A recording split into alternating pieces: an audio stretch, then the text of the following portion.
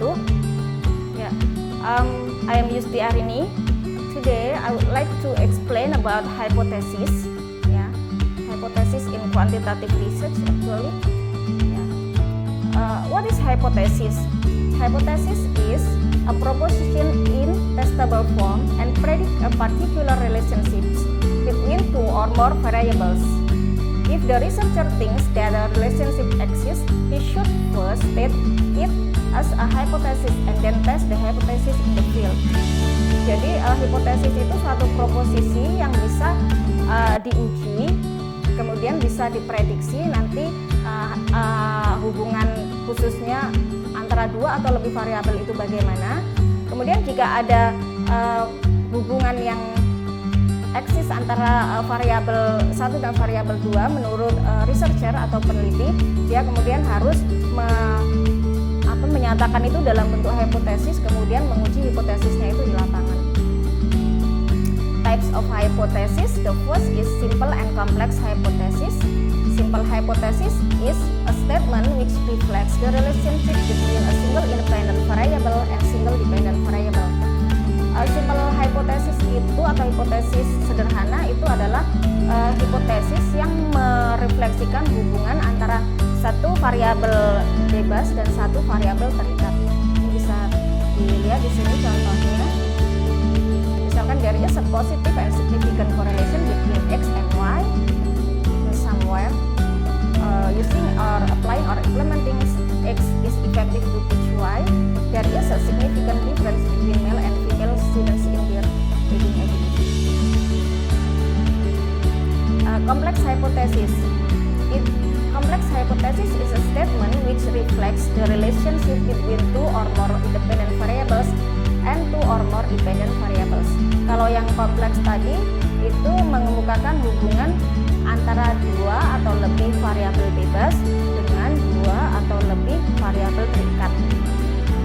Example, vocabulary mastery and self-concept correlate positively and significantly with speaking as well as writing ability. The second one, associative and causal hypothesis. Associative hypothesis reflects a relationship between variables that occurs or exist in natural settings without manipulation. This hypothesis is used in correlational research studies. Jadi hipotesis asosiatif ini adalah hipotesis yang menyatakan adanya hubungan variabel yang terjadi tanpa adanya settingan atau treatment tertentu. Biasanya digunakan pada penelitian-penelitian korelasi. Example, there is a positive and significant correlation between listening to English songs and pronunciation ability. Listening to English songs has a positive and significant correlation with pronunciation ability. And then causal hypothesis predicts the cause and effect relationship between two or more dependent and independent variables in experimental or interventional setting, where independent variable is manipulated by the researcher to examine the effect on the dependent variable. Kalau hipotesis kausal itu biasanya memprediksikan adanya sebab dan akibat, hubungan sebab dan akibat antara dua atau lebih variabel bebas dan variabel terikat pada penelitian eksperimen. Jadi ada treatment dalam penelitian itu. Contohnya or example, implementing graphic organizer technique is effective to teach writing recount text at the first semester of English language education of IAIN Surakarta in the academic year of 2020 and 2021. And the third one is directional and non-directional hypothesis. Directional hypothesis is a statement of the specific nature or direction of the relationship between two or more variables such as positive, negative, or no relationship. Jadi kalau hipotesis direksional itu hipotesis yang menyatakan arah tujuan dari hubungan antara satu atau dua atau lebih variabel seperti hubungannya positif atau mungkin negatif atau tidak ada hubungan. Example, there is a positive relationship between years of teaching experience and job satisfaction among teachers. And then non-directional hypothesis is a statement that a relationship exists between two variables without predicting the exact nature or direction of the relationship. Jadi kebalikannya dengan directional tadi, kalau hipotesis non-directional itu tidak menunjukkan bagaimana arah hubungannya gitu. Jadi hanya menunjukkan ada relationship atau hubungan, tapi tidak ditunjukkan arahnya apakah positif, negatif atau tidak ada hubungan. Example, there is a relationship between years of teaching experience and job satisfaction among teachers. And then the fourth hypothesis is null and alternative hypothesis.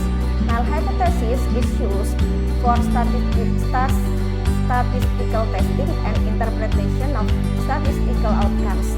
It states the existence of no relationship between the independent and dependent variables.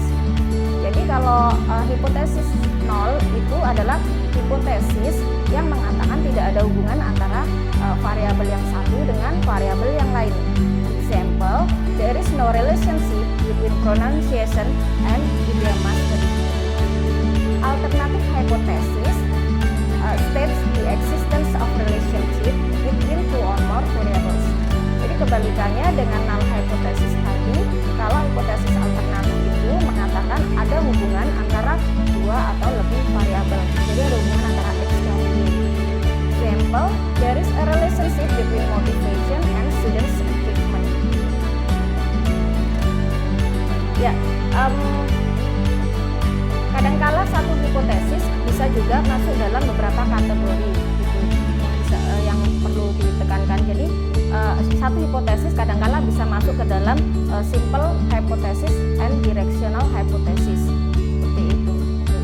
Okay, I think that's all my explanation about making a hypothesis today. And thank you. Assalamualaikum warahmatullahi wabarakatuh.